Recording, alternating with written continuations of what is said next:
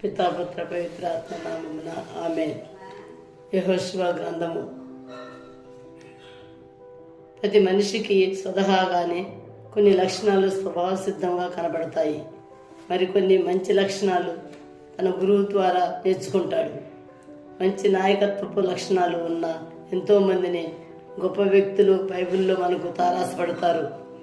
Abraham మొదలుకొని SIS శిష్యుల వరకు ఎంతోమంది గొప్ప వ్యక్తుల్ని బైబిల్లో మనం చూడవచ్చు.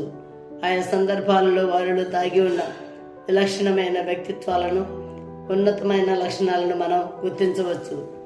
ఇక ఐగుప్తు చరిత్ర చూస్తే చీకటిలో మ్రగ్గుతున్న ఇజ్రాయేలీల జీవితాల్లో వెలుగులు నింపిన మోషేని గురించి సుదీర్ఘమైన చరిత్రను మనం బైబిల్లో చూడవచ్చు.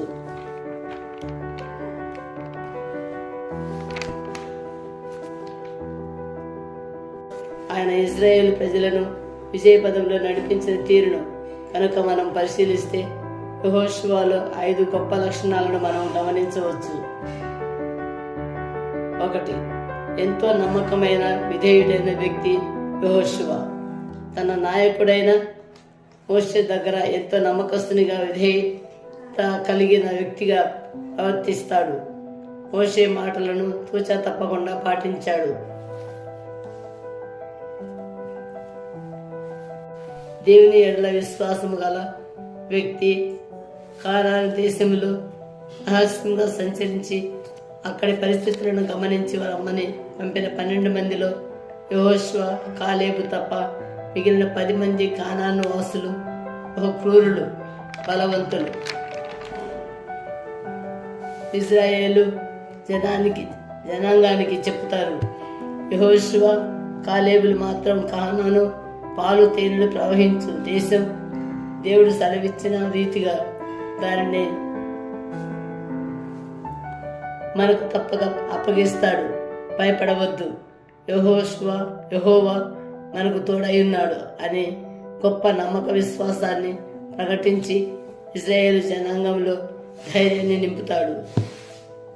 3. సైన్యాన్ని నడిపించే మంచి సామర్థ్యం. దేవుని ఆజ్ఞ మేరకే మోషే సెలవిచ్చిన రీతిగా యెహోషువ ఇజ్రాయేలు సైన్యాన్ని అత్యంత చాకచక్యంతో నడిపించి ఇరుకో పట్టణాన్ని ఆక్రమించుకుంటాడు. ఆ క్రమంలోనే హాయి ప్రాంతాన్ని కూడా విస్మరించుకుంటాడు.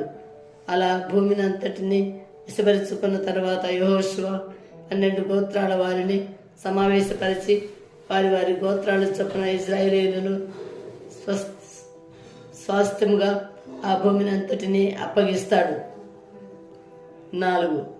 గొప్ప భక్తి గల నాయకుడు యెహోషువ. దేవుని యొక్క ప్రతి మాటను గౌరవించాడు. ఆయన చూపిన మార్గంలోనే తన జనాన్ని నడిపించాడు.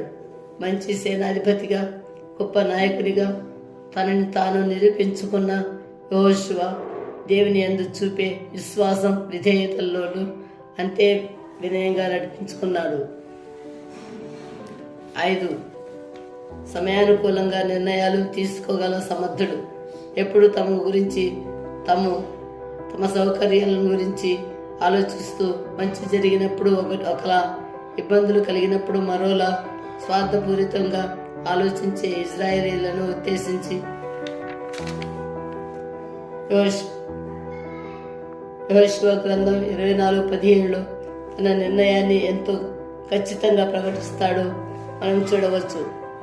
యెహోవాను సేవించుట మా దృష్టికి కీడుని తోచిన ఎడల మీరు ఎవరిని సేవించెదరు?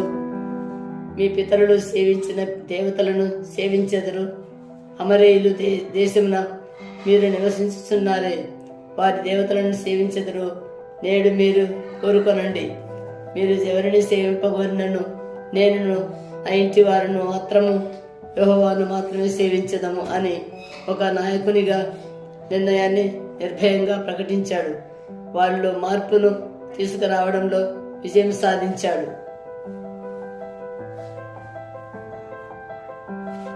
కంక్లూజన్. మనం విద్యార్థులమైన, ఉద్యోగస్తులమైన, వ్యాపారం చేసిన లేదా కుటుంబ బాధ్యతలను నిర్వహించిన వారమైనా, మనమెవరమైనా కానీ ఈ 5 లక్షణాలను మనం తప్పక కలిగి ఉంటే అటు జీవితంలో విజయాన్ని సాధించగలం, ఇటు దేవునిలోనూ నిలిచి ఉండగలం. కాబట్టి మనము ప్రతి ఒక్కరం మన పెద్దల ఎడల విధేయతతోనూ మనపై ఆధారపడిన వారి ఎడల చక్కని బాధ్యతతో ముందుకు సాగిపోదాం. యెహోషువలో మనం కూడా మంచి ధీరులుగా, సేనాధిపతులుగా, బాధ్యత కలిగిన వ్యక్తుల్లా, దేవుని బిడ్డలా జీవిస్తే కేవలం లోకాన్ని జయించిన వారం లాగానే కాదు, దేవుని రాజ్యానికి వారసులుగా కూడా 10 మందితో కొనియాడబడతాం. జ్ఞానాన్ని, భక్తి విశ్వాసాలని దయచేయమని దేవుణ్ణి వేడుక.